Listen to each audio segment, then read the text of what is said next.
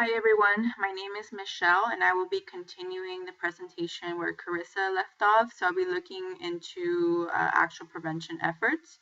There are various prevention programs that are already implemented in the US. However, some of the research says that not all of those programs have data collection or long-term follow-up. Despite this, there are still some successful programs coming out of states like Texas and Florida and so on. And the National Dropout Prevention Center listed two specifically, one talent search and the other one quantum. And what they found is that these programs have been both successful in reducing the dropout rates at those schools or districts. And they found that they share three aspects or topics that they cover in their program. So one of them is life skills development, and that includes things like communication skills, how to have healthy relationships, critical thinking, problem solving, assertiveness, stress reduction, leadership and appreciation for diversity.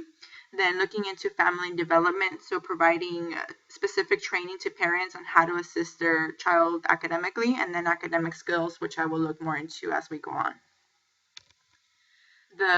What do successful dropout prevention programs consist of? And so researchers found that several components are vital to the success of intervention programs, and they found in the research that 73% of programs included more than one type of intervention, so kind of like the talent search program and quantum.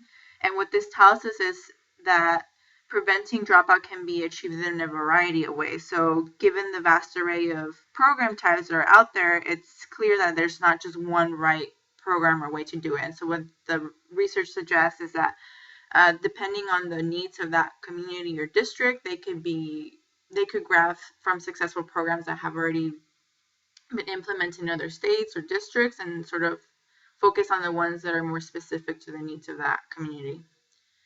So what the NDPC did, which I found was interesting and helpful, they listed the 15 most effective strategies to reduce student dropout, and what they stated was that although these appear to be independent, they actually work well together, or they often overlap. And so again, going back to depending on what the student needs are, that's how you could implement all of these or some of these strategies. And these strategies they found to be successful at all school levels, from pre-K all the way to 12th grade, and suburban, urban, and rural settings. So that's how they came up with these 15. The first one is systemic approach. So the idea that everyone needs to be involved, that it needs to affect all grade levels, all stakeholders have to have a say, that it should include targeted research-based strategies and interventions, and that there should be monitoring, feedback, and data-based decision-making that aligns with the school policies and procedures and practices. The next one is school community collaboration. So the whole idea of the power of engaging a responsive community. So everyone in the community is accountable for the education and the success of students.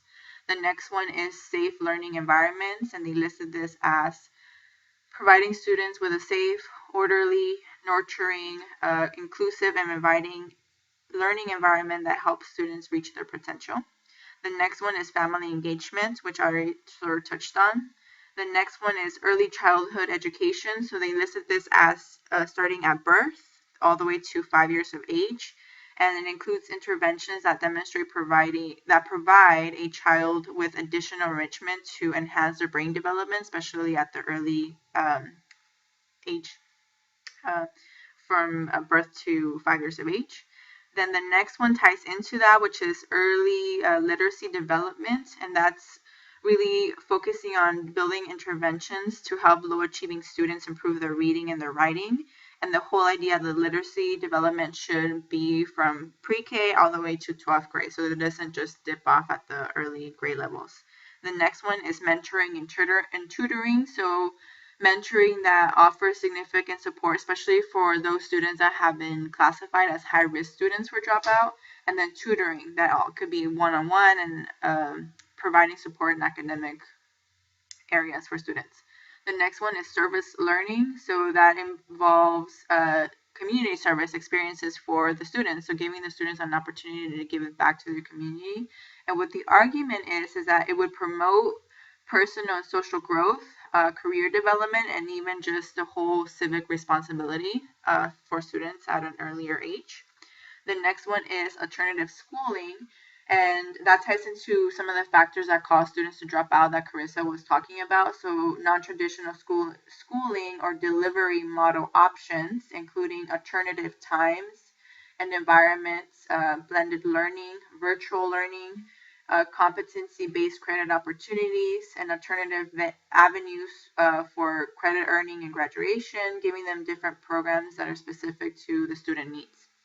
The next one is after school and out of school opportunities. So again, tutoring, credit recovery, acceleration, homework support, and then just giving them opportunities for high interest options for discovery and learning. So not just remediation classes, but giving them classes that would encourage their exploration and to get advanced. The next one is professional development, which talks about all adults who work with youth and giving them ongoing opportunities for professional development that is research-based and that aligns with the school's agreed upon vision and research-based practices. The next one is active learning, so involving students more in meaningful ways in the classroom itself and their lessons so that they're more actively engaged in encouraging critical and creative and reflective thinking. The next one is educational technology. So educational technology can be effectively used to individualize instruction. The next one is individualized instruction. So again, combining pace and tailored learning with flexibility in the content or theme to fit the interests and preferences of the students that we're teaching. And then the last one is career and technical education. So giving them quality programs and opportunities for them to do more career exploration and just giving them opportunities to develop their workplace skills. And so this is in a nutshell the 15 effective strategies listed by the NDPC. And so the last thing that I'm going to ask you guys is to complete the Survey Monkey.